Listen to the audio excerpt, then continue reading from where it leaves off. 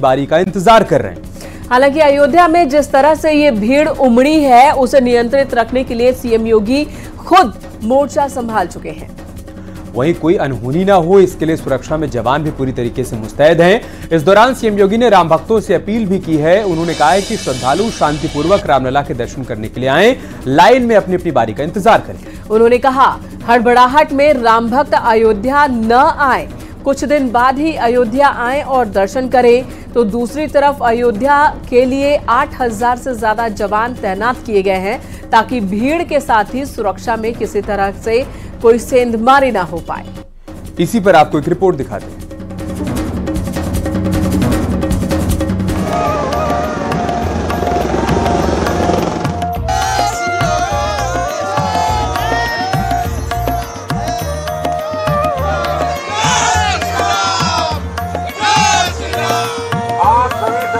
से साधन अनुरोध है कि आप कृपया करके अपनी अपनी साइड पे चलें। अयोध्या के दिव्य और भव्य राम मंदिर में रामलला विराजमान होने के बाद दर्शन के लिए श्रद्धालुओं की भारी भीड़ उमड़ रही है। भीड़ को संभालने में पुलिस वालों के पसीने छूट रहे हैं। अयोध्या में आस्था का ऐसा सैलाब उमड़ा है मानो राम भक्त बस एक बार रामलला के दीदार को बेताब हैं।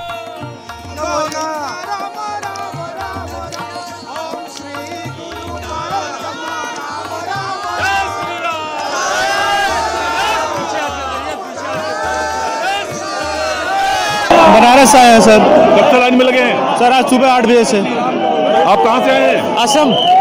कब से लाइन में लगे हैं? 3 घंटे करीब। तो असम से कैसे पहुंचे यहाँ? ट्रेन से आए, फिर 2-3 ऑटो चेंज किए, फिर कल रात को ट्रेन तो बंद थी। ट्रेन कहाँ छूटी आपकी? नहीं, गोंडा तक आई हमारी ट्रेन।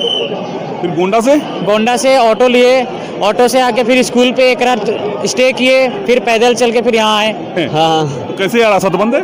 रास्ता कहाँ बंद है, रास्ता चालू तो है बाईपास वाला। अच्छा। हाँ भाई रास्ता चालू है, सब लोग आ रहे हैं क्या? हाँ पैदल आए हैं नए घर से। पैदल आ रहे हैं। हाँ। दर्शन के लिए उमड़े हुजूम का अंदाजा इस बात से लगाया जा सकता है कि दोपहर में शयन के लिए बंद किए गए भगवान रामलला के कपाट 1 घंटे पहले ही खोल दिए गए। रामलला के शयन के लिए पट दोपहर 12:30 बजे से 2 बजे तक बंद रहने थे, लेकिन भीड़ के चलते 1 बजे ही खोल दिए गए। लोगों को दर्शन के लिए छोटे छोटे ग्रुपों में भेजा गया, लेकिन भक्त मानने को तैयार नहीं। मर्यादा पुरुषोत्तम भगवान राम की नगरी अयोध्या में बने भव्य दिव्य राम मंदिर में प्रभु राम की प्राण प्रतिष्ठा के बाद आप देख सकते हैं कि अयोध्या में देश के विभिन्न प्रांतों से लाखों की संख्या में जो राम भक्त हैं वो दर्शन के लिए अयोध्या पहुंच चुके हैं। ये जो आपको राम भक्तों की कतारें दिख रही हैं, ये देर रात से ही इसी तरह दर्शन पूजन का सिलसिला जारी है और देश के विभिन्न प्रांतों से लाखों की संख्या में जो राम भक्त हैं वो इस वक्त अयोध्या पहुंचकर प्रभु राम का दर्शन पूजन करते हुए नजर आ रहे हैं। इस दौरान आप देख सकते हैं कि मुख्यमंत्री योगी आदित्यनाथ के निर्देश पर कड़ी सुरक्षा व्यवस्था के इंतजाम किए गए हैं। एक और पुलिस, पीएसी, आरएएफ, आईटीबीपी जैसे तमाम सुरक्षा बलों के जवानों को यहां पर तैनात किया गया है। इस बीच मंदिर में बढ़ती भीड़ को देखकर एटीएस और आरएएफ के जवानों को रामलला मंदिर के अंदर भेजा गया। भारी भीड़ को देखते हुए कुछ देर के लिए रामलला के दर्शन को रोक भी दिया गया। श्रद्धालुओं की आड़ में कोई गड़बड़ी न फैला सके, इसीलिए एटीएस कमांडो की टीम और आरएएफ को चेकिंग और सुरक्षा में मुस्तैद किया गया। वहीं सीएम योगी भी लोगों से अपील कर रहे हैं, शांति बनाए रखें।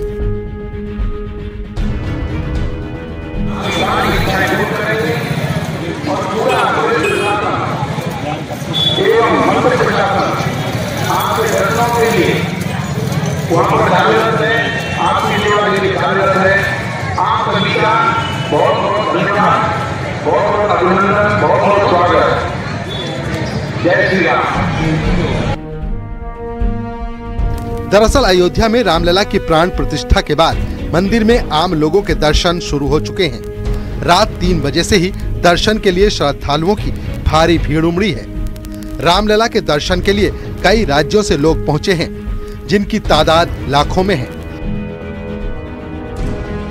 हालांकि स्थानीय प्रशासन की तरफ से भक्तों को दर्शन कराने के लिए सभी व्यवस्थाएं की जा रही हैं। स्थिति नियंत्रण में है, लेकिन कोई अनहोनी ना हो इसके लिए राम भक्तों को 10 से 15 दिन बाद अयोध्या जाने की अपील की जा रही है और सीएम योगी खुद मोर्चा संभाल चुके हैं। Bureau report, news 18।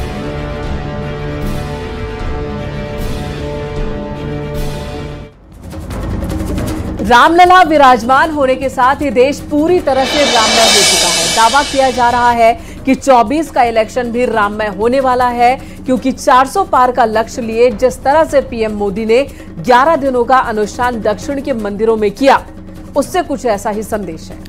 बीजेपी दक्षिण की 130 सीट को भी साधने की तैयारी कर चुकी है, जिससे 400 के लक्ष्य को आसानी से साधा जा सके। अगर चुनावी आंकड़ों पर नजर डालें तो 2019 में बीजेपी 436 सीट पर चुनाव लड़ी थी। इनमें से 303 सीटों पर बीजेपी की जीत हुई थी।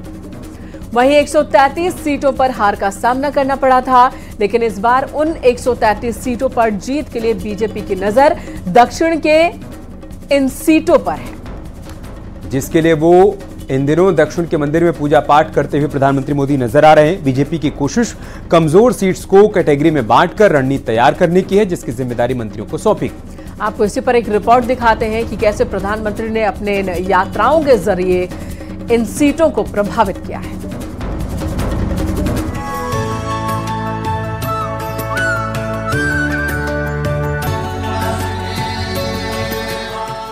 सदियों की प्रतीक्षा के बाद हमारे राम आ गए।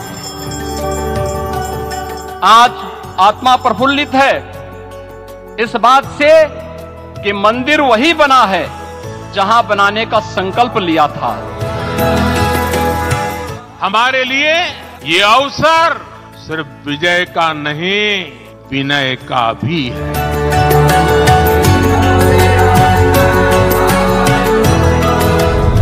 उत्तर से दक्षिण तक, पूरब से पश्चिम तक देश राम में हो चुका है। अभिवादन राम को लाने वालों का हो रहा है और शंखनाद 24 के चुनाव का हो चुका है, क्योंकि 22 जनवरी को जो तस्वीर अयोध्या से आई, रामलला विराजमान का संदेश जब घर घर पहुंचा तो जिक्र मोदी योगी का होने लगा और फिर नारे लगने लगे जो राम को लाए हैं। राम को लाए हैं, हम उनको लाएंगे। भारत में फिर से हम, भारत में फिर से हम भगवान लहराएंगे। भारत में फिर से हम भगवान लहराएंगे। भारत में फिर से हम भगवान लहराएंगे। प्राण प्रतिष्ठा के बाद रामपथ से विजय पथ की ओर बढ़ रहे ये कदम रिकॉर्ड सीटों के साथ सत्ता की हैट्रिक लगाकर इतिहास रचाने की ओर अग्रसर है। प्रधानमंत्री नरेंद्र मोदी ने अयोध्या में प्रभु राम की मूर्ति की प्राण प्रतिष्ठा के बाद अपने संबोधन में कहा कि हमारे राम आ गए। रामलला अब टेंट में नहीं बल्कि दिव्य मंदिर में रहेंगे। राम सबके हैं, वर्तमान नहीं अनंत काल है। राम आग नहीं है, राम ऊर्जा है। राम विवाद नहीं, राम समाधान है। राम सिर्फ हमारे नहीं है, राम तो सबके हैं। राम वर्तमान नहीं, सिर्फ वर्तमान ही नहीं, राम अनंत काल है। साथियों, आज जिस तरह राम मंदिर प्राण प्रतिष्ठा के इस आयोजन से पूरा विश्व जुड़ा हुआ है, उसमें राम की सर्वव्यापकता के दर्शन हो रहे हैं। प्राण प्रतिष्ठा का आयोजन देश के सामाजिक सियासी इतिहास में एक अहम मोड़ माना जा रहा है। पीएम मोदी ने एक तरह से ये संदेश देने की कोशिश की है कि राम के नाम से सियासी गणित बिगड़ जाने वालों के नीतियों के चलते ही मंदिर नहीं बन पाया था और रामलला को टेंट में रहना पड़ रहा था। पीएम मोदी ने अपने 35 मिनट के भाषण में एक बार भी हिंदुत्व का नाम नहीं लिया, लेकिन 114 बार भगवान राम का नाम लेने से कोई चूक नहीं की। तो वहीं सीएम योगी ने भी साफ कर दिया, जहां कहा था मंदिर वहीं बना। आज आत्मा प्रफुल्लित है इस बात से कि मंदिर वही बना है जहां बनाने का संकल्प लिया था। संकल्प और साधना की सिद्धि के लिए हमारी प्रतीक्षा की इस समाप्ति के लिए और संकल्प की पूर्णता के लिए आदरणीय प्रधानमंत्री श्री नरेंद्र मोदी जी का हृदय से आभार और अभिनंदन। दरअसल बीजेपी ने लोकसभा चुनाव में 400 सीटों का लक्ष्य रखा है। बीजेपी को इस लक्ष्य को पाने के लिए उत्तर के साथ साथ दक्षिण का किला भी भेदने की जरूरत है। ये वही राज्य है जहां बीजेपी का प्रदर्शन अब तक अच्छा नहीं रहा है, लेकिन जिस तरह पीएम मोदी ने 11 दिनों के अनुष्ठान में ज्यादा वक्त दक्षिण के राज्यों में बिताया, उससे दक्षिण तक यही संदेश गया कि राम जितने उत्तर भाषी के हैं उतने ही दक्षिण भाषी के भी हैं। 16 जनवरी को पीएम मोदी आंध्र प्रदेश वीरभद्र मंदिर गए। 17 जनवरी को पीएम मोदी ने केरल के गुरुवायूर मंदिर में दर्शन किए।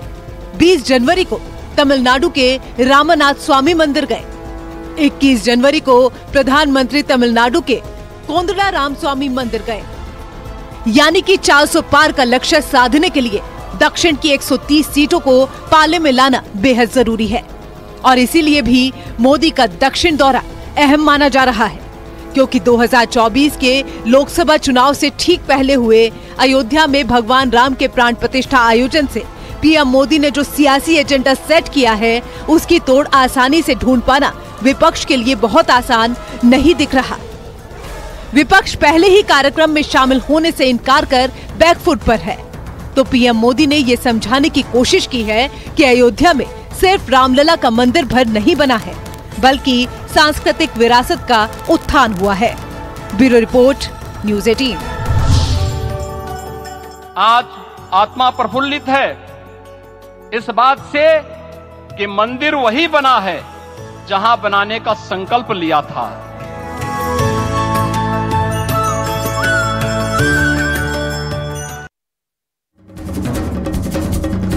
बीजेपी देश में शायद इकलौती ऐसी पार्टी है जो 24 घंटे 365 दिन इलेक्शन मोड में ही रहती है, जिसका नतीजा पिछले सभी चुनाव में हमने देखा भी है। कुछ वैसी ही तस्वीर एक बार फिर लोकसभा चुनाव से पहले देखने को मिल रही है और मिलने लगी है। विपक्ष से लेकर आम लोगों के मन में ये सवाल था कि बीजेपी अब आगे क्या करेगी, तो बीजेपी 24 जनवरी से नए अभियान की शुरुआत पर है। बीजेपी कल से राम तीर्थ दर्शन अभियान की तैयारी में है और इस दौरान श्रद्धालुओं को बीजेपी रामलला के दर्शन कराएगी, जिसके लिए स्पेशल ट्रेन और बस का भी इंतजाम कर लिया गया है। वहीं कल से नए मतदाता सम्मेलन की शुरुआत भी होने जा रही है और इस दौरान पीएम मोदी 8 लाख नए मतदाताओं से संवाद करेंगे। साथ ही यूपी की 80 सीट्स को 20 क्लस्टर में बांटने की भी योजना है, ताकि देश में 400 पार और यूपी में 80 सीट के लक्ष्य को साधा जा सके। इसी पर दिखाते हैं आपको ये रिपोर्ट।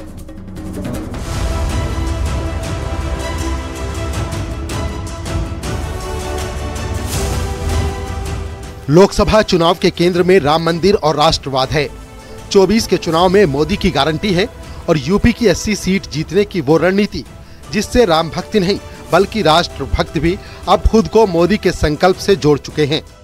बीजेपी ने तय किया है कि ज्यादा से ज्यादा राम भक्तों को दर्शन करवाया जाए, अयोध्या आने वाले राम भक्तों को सुविधा पहुंचाई जाए, जिससे राम भक्तों को पार्टी की विचारधारा से जोड़ा जा सके। इसके लिए बीजेपी श्रद्धालुओं को दर्शन कराएगी। अयोध्या दर्शन के लिए 40 स्पेशल ट्रेन चलेंगी। परिवहन निगम की अयोध्या विशेष बसें चलेंगी। श्रद्धालुओं के भोजन और वापसी का इंतजाम किया जाएगा। इन सब के अलावा योगी कैबिनेट और राज्य मंत्री भी 1 फरवरी को रामलला के दर्शन करेंगे और फिर चुनावी तैयारियों में शिद्दत के साथ जुट जाएंगे। दरअसल बीजेपी 24 जनवरी से 55 दिनों तक कई चुनावी अभियान चलाने जा रही है, जिसमें पीएम मोदी से लेकर केंद्र और योगी सरकार के मंत्री भी अभियानों में जुटने वाले हैं। रामलला के प्राण प्रतिष्ठा समारोह के बाद अब एक अभियान संचालित करने जा रही है। राम दर्शन तीर्थ अभियान के तहत भारतीय जनता पार्टी सभी लोकसभा सीटों पे जितने भी उन्होंने संयोजक तैनात किए हैं, ये सभी संयोजक तमाम राम भक्तों को लेकर हर लोकसभा क्षेत्र से रामलला के दर्शन कराने के लिए जाएंगे। 2024 का चुनाव बीजेपी सिर्फ राम मंदिर के भरोसे नहीं जीत सकती। सारे राम भक्त बीजेपी के समर्थक नहीं है। लेकिन सारे हिंदू राम के नाम पर बीजेपी को वोट देते हैं, तो इसे कम से कम 80% नहीं तो 60% वोट मिलते हैं। अगर आंकड़ों से समझें तो बीजेपी को 2019 में 37% के करीब वोट मिला। 303 लोकसभा सीटें उसके हिस्से में आई थीं। 2024 में 50% प्लस वोट का टारगेट, 400 प्लस सीटें जीतने का लक्ष्य रखा है। यानी बीजेपी ने राम मंदिर के साथ राष्ट्रवाद के मुद्दे के साथ 2024 की चुनावी पिच तैयार कर ली है। साथ ही नए वोटरों को भी साधने की रणनीति तैयार कर रही है। आगामी 24 जनवरी से 9 मतदाता सम्मेलन का आयोजन होगा। स्वयं उत्तर प्रदेश के 9 मतदाताओं से प्रधानमंत्री जी संवाद करेंगे। विधानसभा स्तर पर प्रदेश पदाधिकारी भी संवाद करेंगे। तमाम मोर्चों को भी कार्यक्रम दिए गए हैं। बीजेपी देश में शायद इकलौती ऐसी पार्टी है जो 24 घंटे 365 दिन इलेक्शन मोड में रहती है, जिसका नतीजा पिछले सभी चुनाव में देखने को मिला है। वैसा ही नजारा एक बार फिर लोकसभा चुनाव से पहले देखने को मिलेगा। विपक्ष से लेकर आम लोगों तक के मन में ये सवाल था कि बीजेपी अब आगे क्या करेगी। तो बीजेपी 24 जनवरी से एक नया अभियान चलाने जा रही है। नए मतदाता सम्मेलन के जरिए युवाओं से संवाद। पीएम मोदी 8 लाख नए मतदाताओं से संवाद करेंगे। यूपी की 403 विधानसभा सीटों पर संवाद कार्यक्रम। हर विधानसभा में 10,000 वोटर को जोड़ने का लक्ष्य है। यानी अब बीजेपी का फोकस ज्यादा से ज्यादा नए वोटर को अपने पाले में लाने पर है। 9 मतदाता सम्मेलन अभियान है। इसमें भारतीय जनता पार्टी उन युवाओं से बात करेगी जो पहली बार मतदान करने जाएंगे, और इसमें खुद प्रधानमंत्री नरेंद्र मोदी 9 मतदाता सम्मेलन में 8 लाख युवाओं से उत्तर प्रदेश के सीधे तौर पर जुड़ेंगे, उनसे संवाद करेंगे। बीजेपी लोकसभा चुनाव में न सिर्फ शहर बल्कि गांव को भी इस बार अपने केंद्र बिंदु में रखकर चल रही है, जिसको देखते हुए पार्टी लाभार्थी संपर्क के माध्यम से प्रत्येक लाभार्थी की दहलीज पर पहुंचकर संपर्क और संवाद स्थापित करेगी। यानी लोकसभा चुनाव से पहले सिर्फ राम मंदिर ही नहीं बल्कि नए वोटरों के साथ लाभार्थी वर्ग को जोड़ने का भी प्लान तैयार हो चुका है, ताकि यूपी में 80 और देश में 400 पार का लक्ष्य साधा जा सके। न्यूज़ 18 के लिए संकेत मिश्रा की रिपोर्ट।